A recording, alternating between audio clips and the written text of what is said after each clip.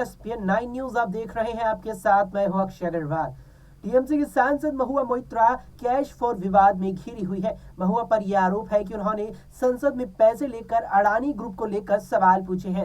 इस मामले में अब राजनीति और बढ़ गई है। मिली जानकारी के मुताबिक पश्चिम बंगाल की ममता बनर्जी सरकार ने अडानी ग्रुप से दूरी बनाने का फैसला किया है। बता दें कि ममता बनर्जी सरकार ने अडानी ग्रुप से 25,000 करोड़ रुपए के ताजपुर पोर्ट को विकसित करने का प्रोजेक्ट छीन लिया है। मंगलवार को सीएम ममता बनर्जी ने साफ किया कि ताजपुर समुद्री बंदरगाह परियोजना को विकास करने के लिए एक बार फिर से जल्द ही टेंडर जारी किया जाएगा। इससे पहले इस परियोजना का काम अडानी ग्रुप को दिया गया था।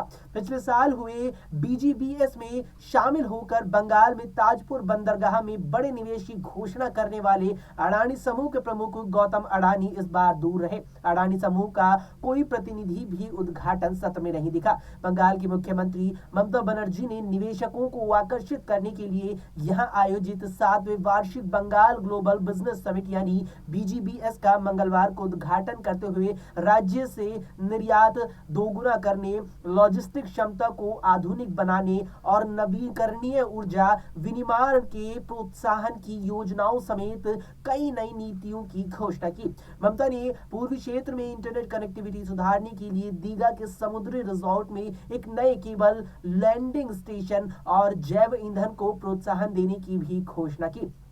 कोलकाता के राजरहाट स्थित विश्व बांग्ला कॉन्वेंशन सेंटर में दोपहर 2 दिवसीय बिजनेस समिट के शुभारंभ के मौके पर मुख्यमंत्री ने रिलायंस इंडस्ट्रीज के चेयरमैन मुकेश अंबानी, ऊर्जा दिग्गज संजीव गोयनका और विप्रो के ऋषभ प्रेम जी जैसे देश दुनिया के शीर्ष उद्योगपतियों की मौजूदगी में कहा कि राज्य में 4 नए औद्योगिक गलियारे भी स्थापित किए जाएंगे। ममता ने कहा कि बंगाल की अर्थव्यवस्था 8.41% की दर से बढ़ रही है और इसका सकल घरेलू उत्पाद यानी जीडीपी चालू वित्त वर्ष में 212 अरब डॉलर तक पहुंच जाएगा। मुख्यमंत्री ने कहा कि 4 नए औद्योगिक गलियारे डानकुनी कल्याणी, ताजपुर बंदरगाह रघुनाथपुर, डानकुनी झाड़ूग्राम और दुर्गापुर कूच बिहार के बीच स्थापित किए जाएंगे। ममता बनर्जी ने यह भी कहा कि बीजीबीएस में Britain, America, Australia, Korea, Japan, Germany और फ्रांस सहित 35 देशों की सैकड़ों कंपनियों ने शिरकत कर रही हैं।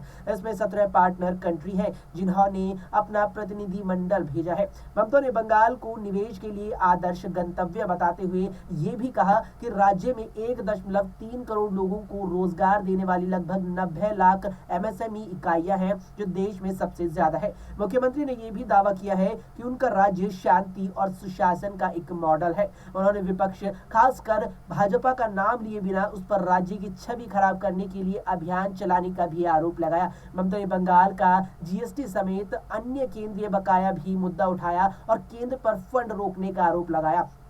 सम्मेलन में साल भी केंद्र का कोई प्रतिनिधि शामिल नहीं हुआ। अडानी की गैर मौजूदगी के बीच ममता ने बीजीबीएस के मंच से ताजपुर में प्रस्तावित गहरे समुद्र बंदरगाह के लिए नए टेंडर मंगाने की भी घोषणा कर सबको चौंका दिया। ममता ने उद्योगपतियों से कहा कि आप इस टेंडर में भाग ले सकते हैं। ये 25,000 करोड़ रुपए की परियोजना है।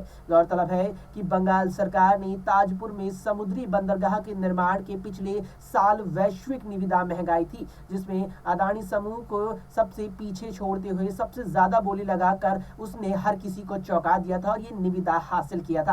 बंगाल सरकार ने पिछले साल दुर्गा पूजा के बाद विजय सम्मेलन में गौतम अडानी के पुत्र करण अडानी के हाथों इस बंदरगाह से निर्माण के लिए सहमति पत्र तक सौंप दिया था, लेकिन बाद में हिडनबर्ग रिसर्च की रिपोर्ट के बाद अडानी समूह के विवादों में फंसने और संसद में तृणमूल सांसदों द्वारा इस पर घेरने के बाद से गौतम अडानी की ममता सरकार के साथ दूरी बढ़ गई। अब बीजीबीएस से अडानी समूह की दूरी और ममता द्वारा नए टेंडर मंगाने के बाद कई तरह के सवाल खड़े हो गए हैं। बीजीबीएस का समापन सत्र बुधवार को कोलकाता के अलीपुर में नवनिर्मित धन्यध्याय ऑडिटोरियम में हुआ। इस समिट में विश्व बैंक और एशियाई विकास बैंक के वरिष्ठ प्रतिनिधियों सहित 250 से ज्यादा अंतरराष्ट्रीय प्रतिनिधियों ने हिस्सा लिया।